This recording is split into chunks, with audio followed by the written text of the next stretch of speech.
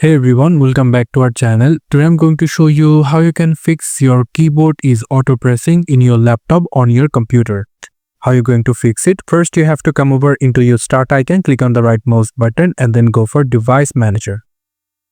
After into the device manager, here you have to come over into the keyboard section over here. And then here into the HID keyboard device, click on the right mouse button and then go for upgrade driver. Click on that and then click on search automatically for drivers. And then if your computer keyboard driver is updated, then what you can do, just close it.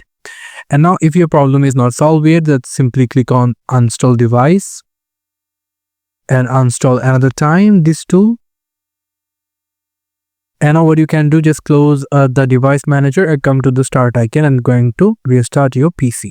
After that, if your problem is not solved yet, then you can simply change your keyboard or you can contact the keyboard manufacturer. From there, you can simply change your keyboard. Thank you so much for watching this video. I hope to see you for another videos. Till then, goodbye.